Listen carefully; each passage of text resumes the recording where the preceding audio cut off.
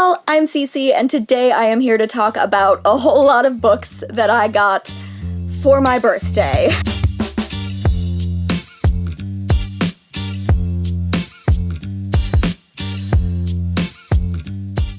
So in March, actually on March 21st specifically, I turned 30, which is crazy to me. But as somebody who has seen 13 going on 30 way too many times, I do feel like I'm going into this decade a little brighter, a little happier. I am summoning 30 flirty and thriving, and I have been since I was 13 for my birthday because it was kind of a fun big birthday. My mom and my grandmother actually flew up to Seattle to spend the week with me and my sister, and of course Brian as well. It was a lot of fun, we did a lot of things, and I got a lot of books. You can kind of see the bags looming over here. So we went to a variety of different places over the week that I bought books. Most of these are from Barnes & Noble, and I think I'm going to get to the Barnes & Noble stuff last because it's more than half of the stack. So I figured we could go through used books first. This is actually 2 stacks, Goodwill and half-price books. 3 books from Goodwill.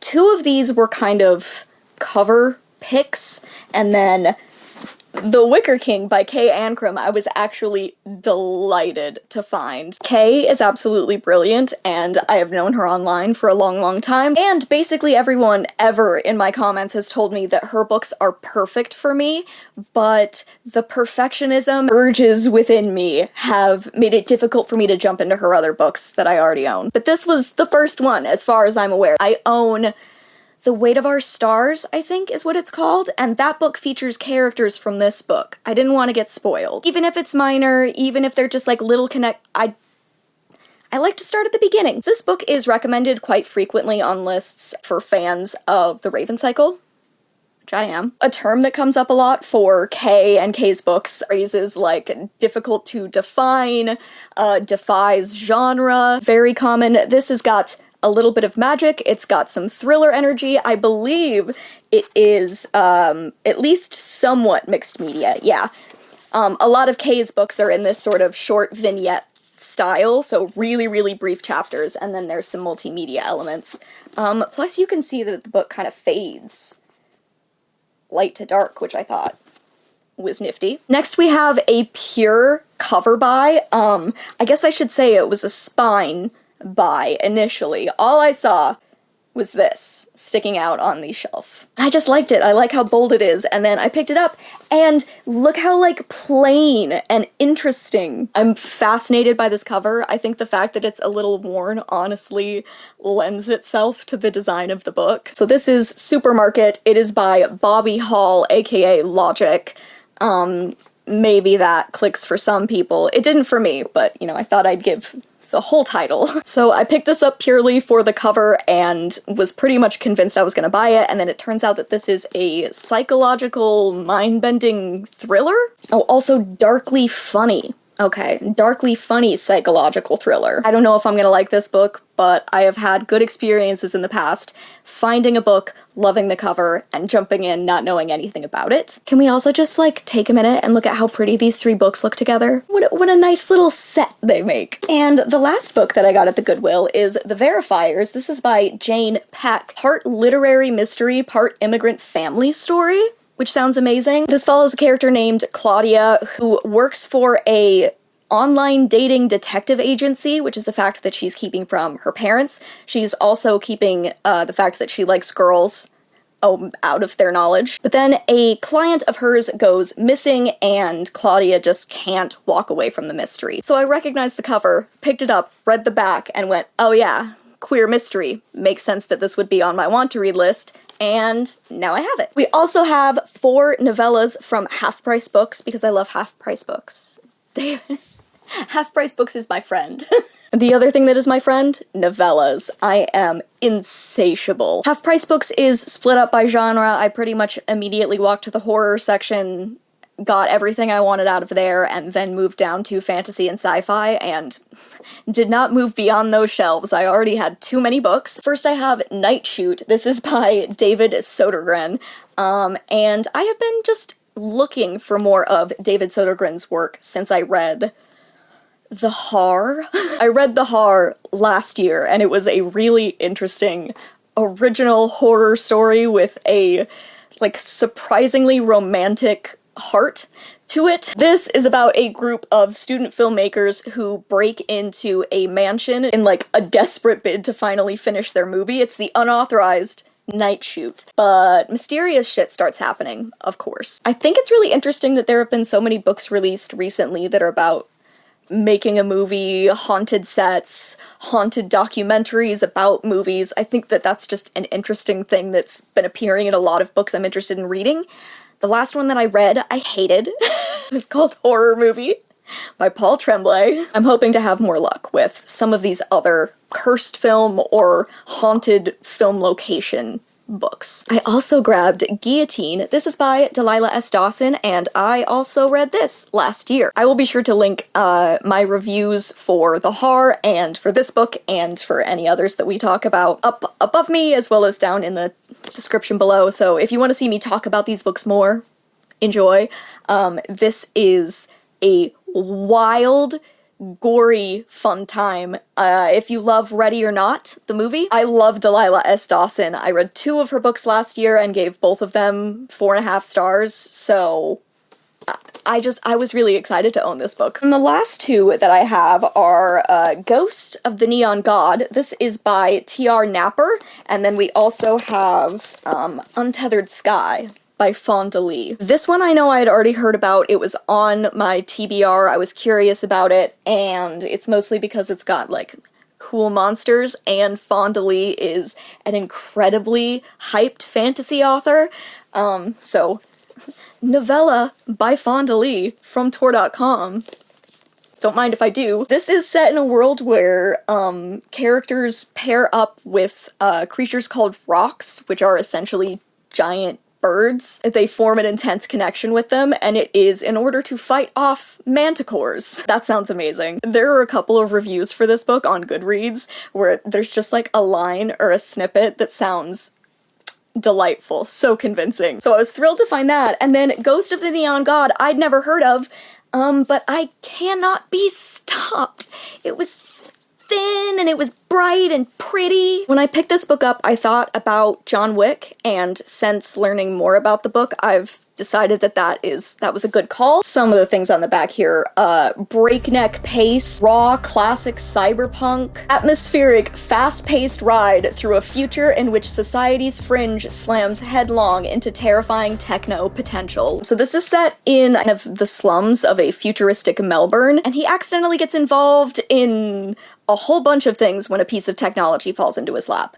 So this is supposed to just be fast-paced, fun, action movie-esque, and I love action movies, and I've been really loving action movie-esque books, so I was delighted to find this. So on my birthday, my family and I, we all went down into Seattle proper. We had food, we did the harbor tour, and we went through Pike's Place Market, which is wonderful. Crowded and crazy, yes, but also full of so many amazing things, and as we were waiting for a crowd to disperse, I looked up the street and was like, a bookstore. There are a variety of independent bookstores along Pike's Place. The one that we went to was called Left Bank Books Collective. It was fabulous. They had such a good selection. I think all 4 of us walked out with stuff. The first book that I grabbed at Left Bank Books was Hammajang Luck. This is by Makana Yamamoto, and this was one of my most anticipated releases of the year. As soon as I saw it, I grabbed it, and then told my family what it was about, which is that it's about an agender lesbian going on a last chance heist with their ex-girlfriend. Yeah, everyone supported me buying this. I think something said was, you reading a heist book? Shocking. Ocean's 8 meets Blade Runner? Tell me that's not made for me. So this is a heist. They're trying to take down a billionaire tech god that they failed to take down a few years ago. Now it's the last chance. Also, one of the quotes is, this is a swashbuckling love letter to Hawaii. Everything about it sounds perfect. I'm planning on reading it soon. Next, we have a book that I don't know that much about. I just knew that it was on my list. I wanted to read it, and that is Negative Space by B.R. Yeager. So I mostly knew this book because it has popped up on a lot of lists as I've been doing research into queer horror. This does sound like a very dark book. It is set in a town that is facing a very serious issue, and that many of the town's teens have recently killed themselves. So we are following a nihilistic group of teenagers who are abusing a drug to try to kind of cope with how shit everything is that's going on in their town. It sounds dark, it sounds wild, it has a crazy cover that I think is gorgeous. Like, I don't know if I'm alone, I really love the triangles, even if they are terrifying. Is it weird to find triangles terrifying? I just see triangles and I'm like, cult shit. And you know what? The word cult is on the back of this thing somewhere, so I was right to worry. I could not leave the horror section because I'm me, so we also have Into the Drowning Deep by Mira Grant. If you don't know, Mira Grant is a pen name for Shannon Maguire, so same person. Shannon is one of my favorite authors ever, and this book has been recommended to me, I think, since the beginning of my channel. Just consistently, even as my tastes in books have evolved, I still get comments regularly telling me that I need to add this to my list, that I need to read it, so I was very excited to find it. This is a dark, queer story, so it was on my radar for that. It involves, I think, mermaids, or at least mermaid-like creatures, but vicious ones. And then the thing is that since I read From Below by Darcy Coates last year, I have been really curious about checking out more aquatic or ocean horror, and that still qualifies. Like, every time I go through a new phase, this book still fits the phase. I think this is in the Mariana Trench. Don't mess with the Mariana Trench. That's like reading a book that's set in, like, the Appalachian Mountains. Don't go in there.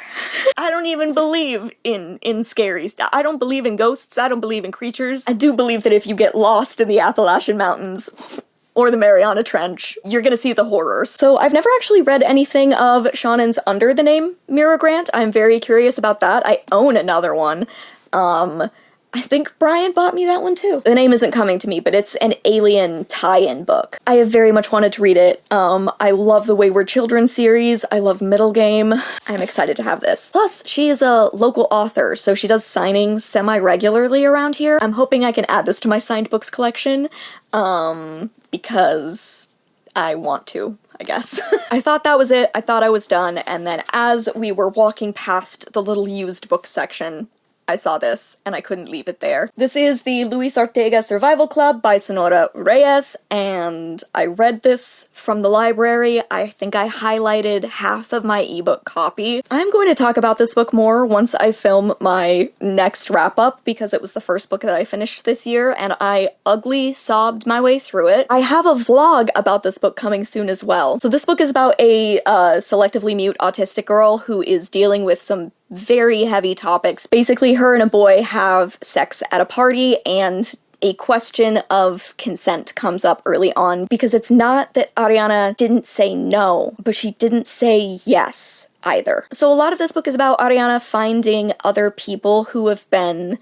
kind of pushed around and victimized by the same person, Luis. Sonora also wrote The Lesbiana's Guide to Catholic School, which is one of my favorite book titles of all time. It's gorgeous. Please keep putting lesbian, lesbiana, any version of it in book titles. I'm beyond glad that I started with this one, because it is, as difficult as it was to read, it is absolutely gorgeous, and like I said, I ugly cried through every single page, just about. Alright. Now we can get into the Barnes & Noble stack. It's extensive. I want to start with the big books so that I can stack them over here, but the big books are at the bottom. I'm gonna put this on the list of things that I probably should have done before turning on my camera. Oh, come on. You can do it.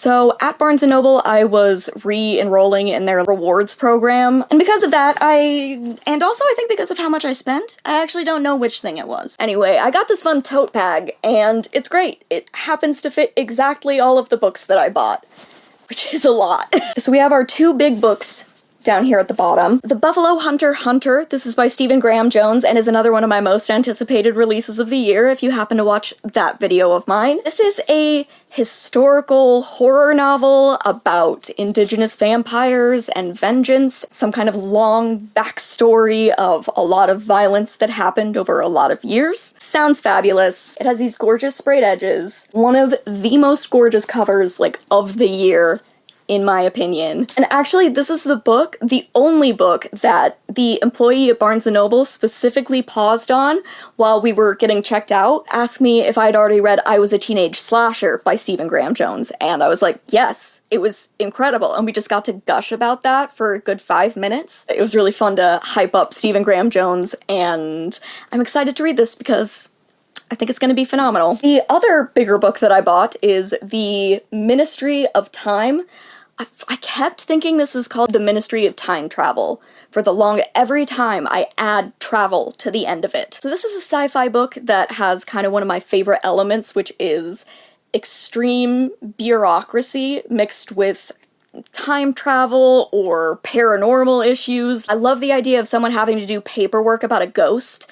That's very funny to me, and it's something I enjoy in a lot of fiction. So this is about a woman, a civil servant in like a near future, who gets offered a position at a government facility that is currently doing research on whether time travel is possible. And I do mean possible in multiple ways. They're trying to see if time travel affects space-time, breaks it apart, but they're also trying to see the effects of time travel on the human body. The Ministry of Time is by Kaliane Bradley, by the way. I completely skipped her name. Anyway, our main character is tasked with being a bridge to an expat from time, living with, assisting, and monitoring the expat known as 1847 or Commander Graham Gore. So as far as history is concerned, this particular fellow died during the doomed Franklin expedition, another little hyperfixation of mine. This sounds like a very odd book, but I'm very intrigued by all the different little pieces. Like, I love time travel stories. I especially love people out of time stories,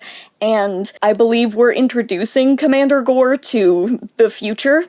I think it says that he's a little disoriented to be living with an unmarried woman who regularly shows her calves, surrounded by outlandish concepts such as washing machines, Spotify, and the collapse of the British Empire. I love bureaucracy mixed with weird speculative elements. I love a good, maybe romance, out of time romance. And you know what?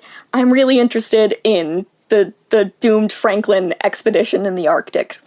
It's very interesting. Okay, I think I'm going to talk about Flux next. This is by Jinwoo, Chong, and I started reading this from the library and was immediately underlining everything, so I decided it was just better for me to buy the book. I can mark up this copy. This is about a Korean-American man whose reality starts to unravel when he discovers that time travel might be real and that his company has possibly been using it for years to become the huge superpower that they have become. This also has started to pop up on a lot of lists of things to read if you liked Apple TV's Severance. I got unhealthily obsessed with that, so shocking that there would be something that interests me about an extremely controlling company with a big speculative psychological horror element. Like, it sounds up my alley. Since I mentioned Darcy Coates earlier, I knew I wanted to get one of Darcy's books.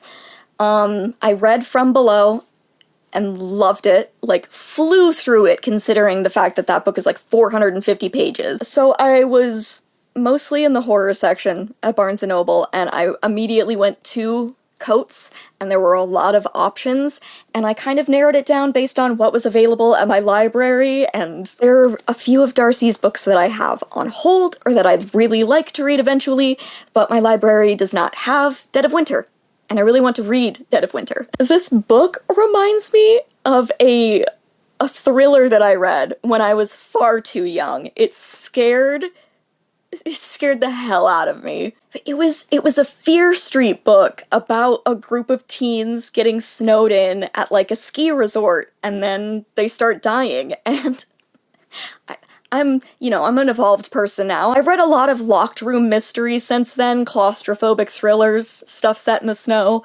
and not been scared shitless as I was at that young age. But this is about a character named Krista who is joining a tour group headed into the Rocky Mountains, and then there's this really unexpected snowstorm, and the tour group finds an abandoned cabin that they take refuge in. They think they're just gonna ride out the storm, and then they wake up the next morning and the tour guide is missing, and they go outside, and the tour guide's head is on a pole spiked in front of the cabin. And now Krista is surrounded by 8 strangers, and there's no way to escape, and clearly someone has very bad intentions. Part of what I liked about From Below was how claustrophobic it was, with the deep sea element of being underwater, like so far underwater that it makes my heart beat a little fast. So I'm really curious to see what Darcy does with a different kind of claustrophobic setting. This sounds like a good time. It also reminded me of In a Dark, Dark Wood by Ruth Ware, which is a mystery, like very modern Agatha Christie-esque mystery that I really enjoyed. So, losing my voice. Another book that I've already read, Hell Followed With Us. This is by Andrew Joseph White, and I'm going to link my video for this book as well. This was quite possibly my favorite book that I read last year. If not, it's in the top 3. It is a YA horror about 16-year-old Benji, who is on the run from the religious fundamentalist cult that raised him, and that is actively in the process of turning Benji into the monster that will bring about the apocalypse. He's carrying a deadly bioweapon within him as he escapes this cult, and as he finds refuge at a local LGBT center, which is full of a bunch of other queer kids. Benji's never met other queer kids. His cult doesn't even recognize that he's trans. They misgender him constantly. That's overwhelming and getting into a lot of detail. The point is, I did already have a copy of this. I'm not gonna get it down. I had an ARC. I wanted a finished copy. And this also has, like, look at the foil! It's just so pretty. I want all of Andrew's books. Next up, we have a couple of books that are both translated Japanese horror, so I'm gonna kind of cover them at the same time. Feels like they go together. Actually, they go together in a lot of ways. So first we have Ring. This is by Kōji Suzuki, and it was translated by Robert B. Rohmer and Glynne Walley. If you know the movie Ring or the original Japanese Ringu, this is the original story that is based on. I have been very curious to check out more translated horror. I've been adding a bunch of stuff from different lists. It's kind of why I was excited to spot these. Also, this copy of Ring is amazing. This book is about watching the VHS tape that will inevitably kill you, and it's so cool. The, like, title, the way it's laid in up here on the VHS, and then the sides? So I'm curious. This is about a Japanese journalist who starts to investigate, like I said, the story of a videotape that kills you. Great story, great classic. I love the movie so much, the American one. I have not seen the original yet, but I love how much of that movie is investigation. It's another interest of mine. And then I happen to also see Strange Pictures. This is by Uketsu, and translated by Jim Rion. Look at that. The Japanese mystery horror sensation. Honestly, this does remind me of Ring in a lot of different ways. So this is based around 9 images, childlike drawings that are done by different people that each seem to hold clues to some kind of mystery. I really wanted a physical copy of this book because of the illustrated element. I'm sure that the ebook copies have been formatted so it's easy, but like I like the idea of being able to flip back through and see images from the beginning when I'm at a later point in the book. So it just has like a few different multimedia elements as well. I believe Uketsu also has a couple of other books that have been really popular in Japan, so if I like this, I'm excited to check out those. I would love to hear if other people have read this book, because I had not heard of it until I was doing more research into translated horror, and then I feel like I saw it constantly. So now I'm curious to hear some thoughts. Kind of a jump in content, we have a little graphic novel, Bunt. This is by Ngozi Ukazu and Mad Rupert? Subtitle here, Striking Out on Financial Aid. I don't know a ton about this besides the fact that it's about an art student dealing with the trials and tribulations of financial aid through college. The Check Please series is one of my all-time favorite anythings.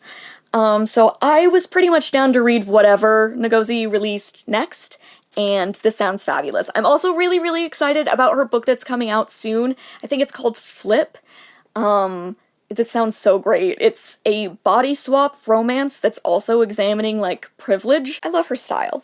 And this is so bright and fun, and I'm so excited that Check Please has been such a success, and that Ngozi has been able to write so many other things now. Like, I love that. I hope that keeps happening. Next, we have a book called Light from Uncommon Stars by Rika Aoki. This sounds like a wild genre mix. It is about a character who sold her soul, made a deal with the devil. To escape damnation, she has to track down and, like, entice 7 violin prodigies who sell their souls for success. Only doing that is what is going to get Shizuka free of damnation and free from this deal. She's already tracked down 6 violin prodigies, she only has 1 left, and she finds someone fabulous. But somehow connected to all of this, Shizuka ends up in a donut shop where she meets a retired starship captain, and the two of them form a connection, which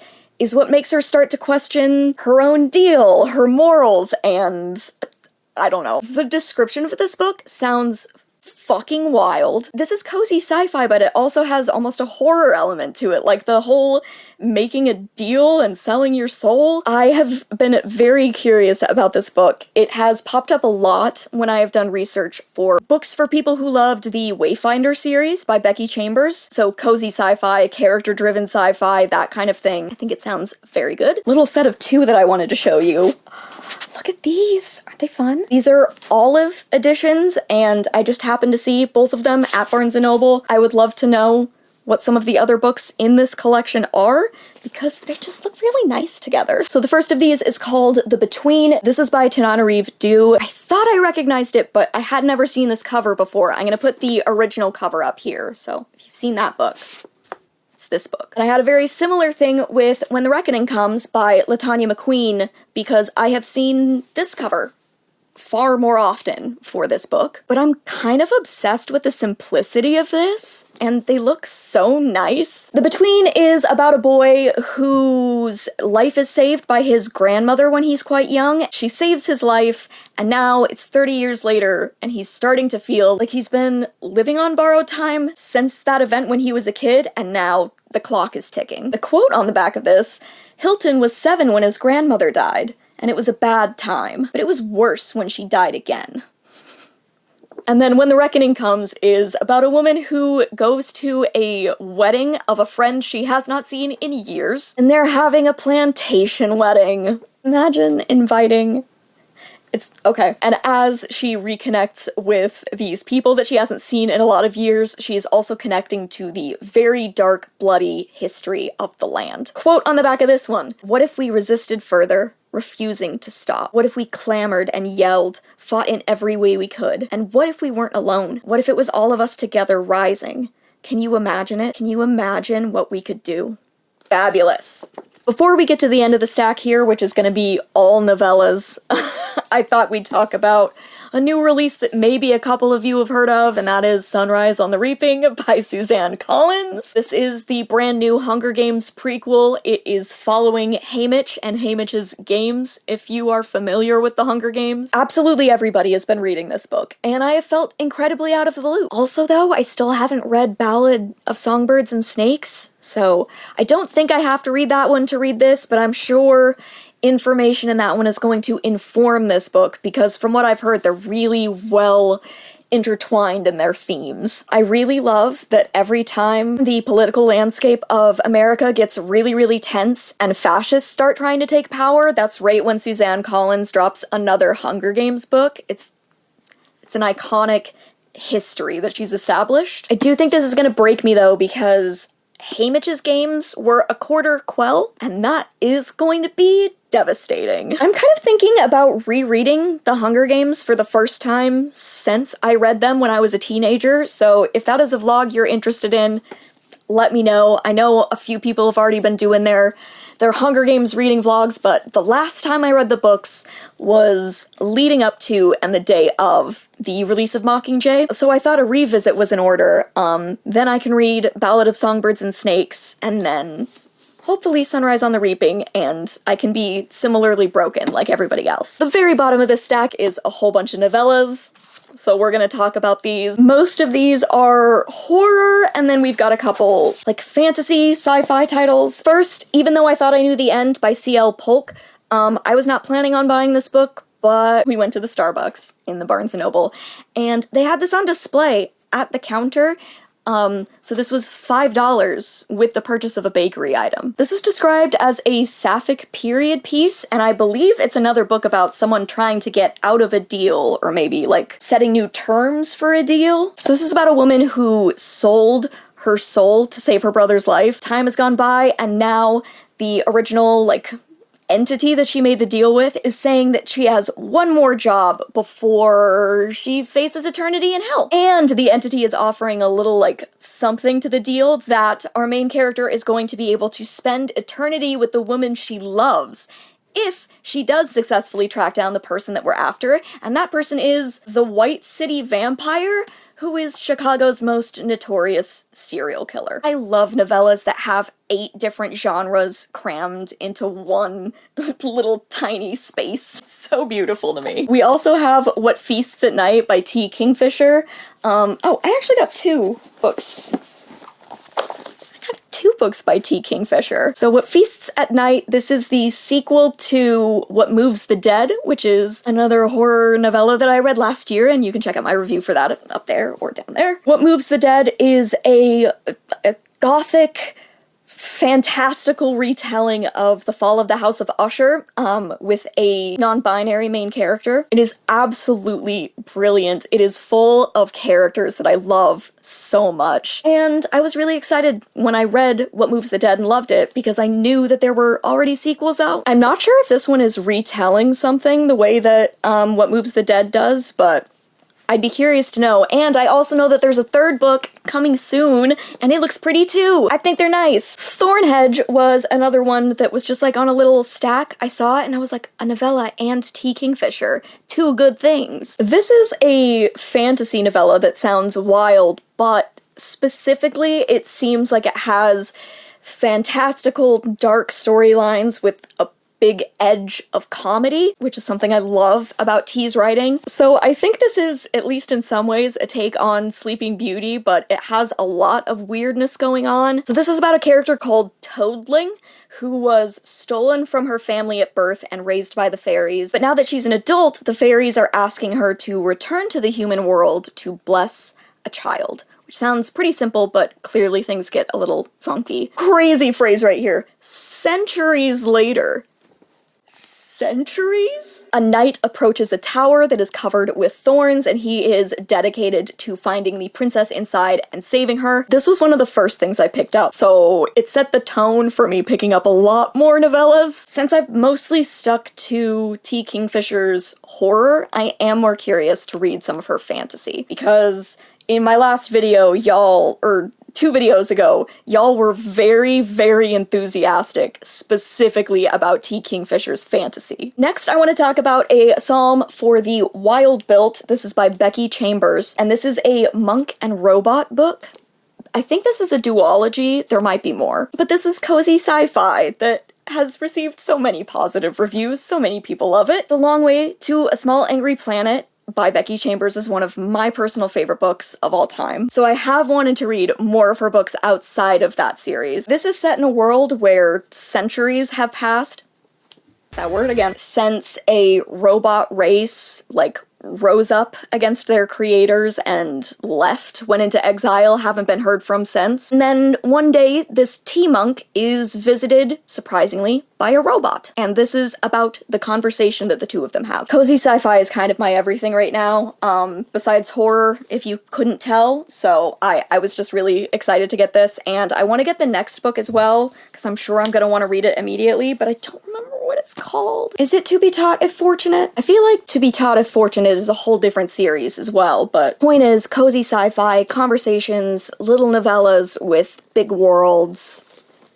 I like them. And the last three that I have here are all horror novellas that I have been really looking forward to, so another book that I covered in my anticipated releases video, but not too bold. This is by Hashe Pueo. Brian was so surprised when I picked out this book to buy because I have a long-standing, like, deep phobia related to spiders. I cannot engage with them. I can't look at them. I completely freak out. I have always been the person who, if I see a spider, I have to call somebody else to come and get it for me.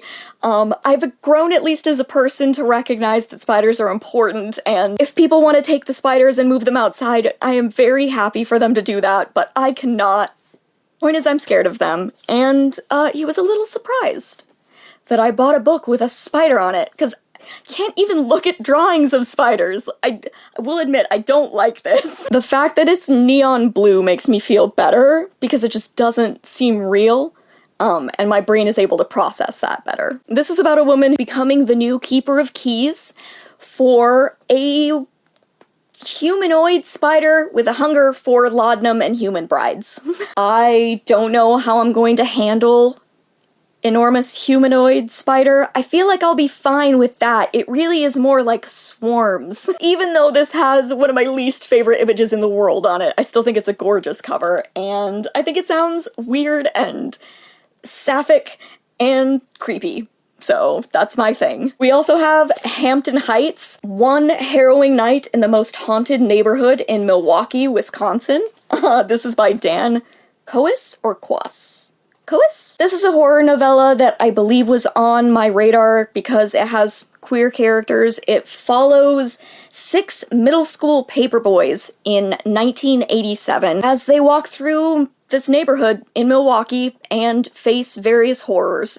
Witches, werewolves, an ancient monster who feeds on memories. I have been reading The Troop by Nick Cutter, and it is giving the most intense Stephen King vibes to me. And this book has kind of that similar energy, just the Stand By Me classic of a bunch of boys dealing with something really scary and dark. I don't know that much else about it. I just thought that the cover was great, the title is great, the subtitle is fun, and I don't know how to say no to a horror novella. And the last book that I'm going to talk about today is This World Is Not Yours by Kemi Ashing-giwa. This is a pretty new release I've been anticipating. This book popped out because I love the cover, and I was doing a lot of research on sci-fi horror. What is the plot of this book? I don't know, but let me read to you the quote that sold me 150%. The World Is Not Yours is the perfect blend of S.A. Barnes' space horror and Cassandra Khaw's beautiful but macabre worlds. An action-packed, inventive novella about a toxic polycule consumed by jealousy and their attempts to survive on a hostile planet. I really love sci-fi horror, and I think this sounds phenomenal, obviously. Of course, it wound up getting added to my stack, and it is the last one. We have covered all of them. Y'all, I want to say thank you so much for all the really, really sweet birthday messages that I got from people, like, on the day, leading up to the day, after the day. It was really, really sweet, and I'm glad that I was able to celebrate my birthday and celebrate, like, a kind of significant birthday with people that I love, and I'm glad that I got to celebrate it by buying way too many books. I would love to hear some of y'all's thoughts about, like, which of these books I should prioritize first, what should I try to read. It's a big stack to tackle. All the books that I had already read and I finally have copies of, obviously I highly recommend them. If you didn't see it and you're curious to hear more about, like, my other anticipated releases, then definitely check out that video that I did. I am working on another one coming soon that's gonna cover, like, June onwards of this year, so look forward to that. Also, if I had one birthday wish, it would be for people to check out my arts in the description below. I have a print shop, I have a Redbubble shop where you can get shirts and notebooks and stickers and all that. All of my art is done under the name Designed by Cece, because I am me, Cece. So be sure to check out links in the description. It is wild going into this year of creating because I started making videos in 2015, which means that I started making videos when I was 20. Things have changed a lot in 10 years, but something that is clearly never going to change: love a birthday that is full of books.